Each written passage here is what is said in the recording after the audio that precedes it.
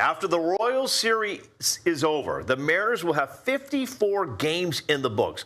That is 1/3 of the season. Ariel, this team needs to go on a roll. I mentioned it. In our pre-show meeting, Joel Knepp asked the question, are they ahead of expectations, meeting expectations, or below expectations? For me, this shouldn't even be a question right now. This team is below expectations. Number one, their record, 3 games under 500 in a very weak American League West. They need to do better. Number two, offensive inconsistency. This is still a major issue. The Mariners can look explosive for a series, then simply disappear for 3 games.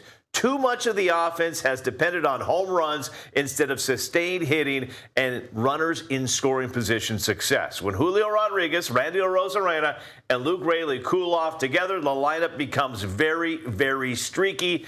Injuries, sure, they have hampered expectations, but that is also sports. Injuries happen. You have to play on with injuries. Seahawks did it. The Mariners need to find a way too. And good news again, Victor Robles is back, so that's a help right there for the offense.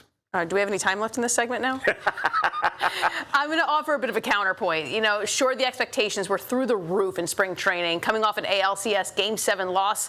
But I'm going to say they're meeting expectations of the moment. Okay. The team is missing Cal Raleigh. They were missing Victor Robles, Gabe Speier. They just got back Matt Brash, Brendan Donovan. He's been on and off the injured list. That's a massive amount of production out of the lineup or bullpen. So you can look at it optimistically and say they're only 2.5 games out of the division lead with all of those injuries. Imagine how they could be when everyone's back. Look at you going glass half full and glass half empty. Very, very rare for me. Interesting. What's going on this Friday?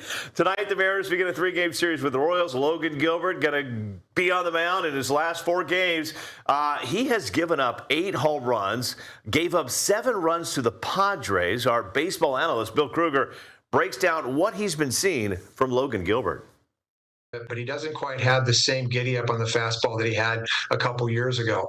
I think he needs to be able to use his fastball more than 25%. He's got to throw it more. He's got to be able to hit a spot with it. He's got to work on that a little bit more and be a little bit more too many pitches, too many different types of breaking pitches. I think he needs to simplify it a little bit. He's got, a curveball, a slider, and a cutter, and a split, and a changeup, and a fastball, and it's just a lot of pitches with a guy that has an elite arm. So I think you need to see him throw his fastball more. He's got to be able to throw his fastball to the sides of the plate. That's something that he doesn't do very well. He has a tendency to let it rip, and if he misses, that's when those balls leave the ballpark. And he's got to get better. They all the staff, because they're going to see a bevy of left-hand hitters. With the rover not in right center anymore, teams are stacking lineups with left-hand hitters. So all the staff has to get better against lefties. And part of that, I think, in my opinion, is being able to stick your fastball in the inside corner. Logan hasn't exactly been himself since last year when he really started off. And so I think that we just need to see, is this a trend or is it just kind of a little bit of a slump before he kind of takes back off? And I will say this is also when Cal Raleigh went out, and no excuse here for Logan Gilbert, but Logan Gilbert and Cal Raleigh, yes. I mean, these are buddies. They have worked so well together, and Mitch Garver is a professional and does a great job behind the plate.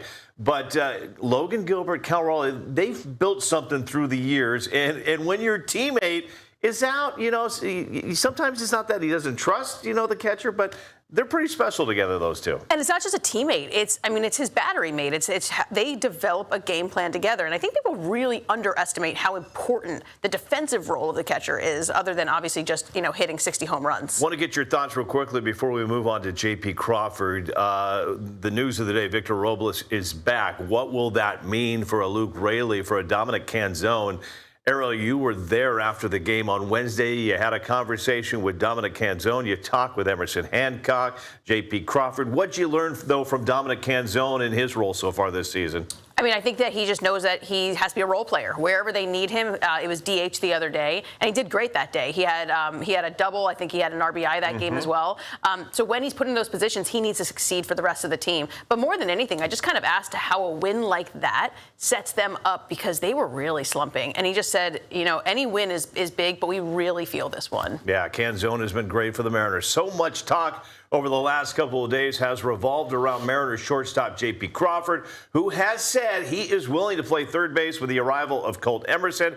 There have been fans questioning whether his bat is worth having him full-time in the lineup. Sports producer Dusty Baker might have a thing or two to say about that. Dusty joins us now to break it all down. Dusty, what's your take on J.P. Crawford?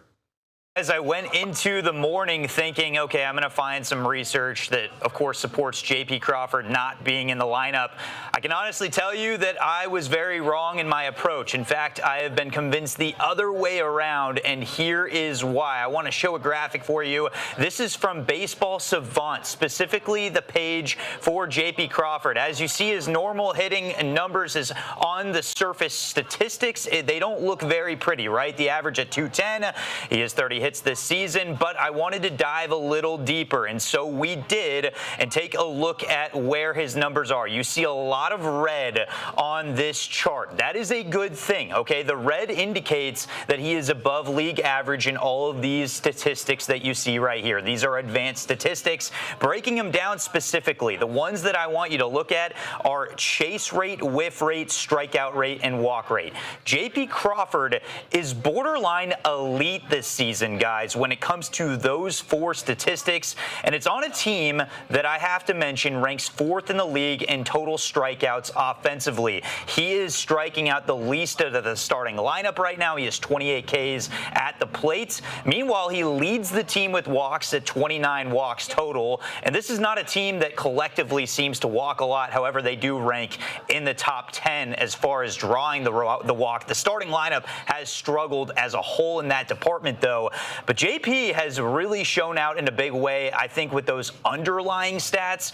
And if you look at it, there is a statistic that measures specifically where a player's success rate is, where their luck rate is. JP is one of the most unlucky players in the league right now. In fact, his batting run value is ranked 70th in the league. What does that mean? Well, that means his net run production, the amount of, at least at this time, the at-bats that he has that are catering to runs, to value on the field, he is well above average. I want to give you a comparison here because nobody's going to question Julio Rodriguez in this lineup, and rightfully so.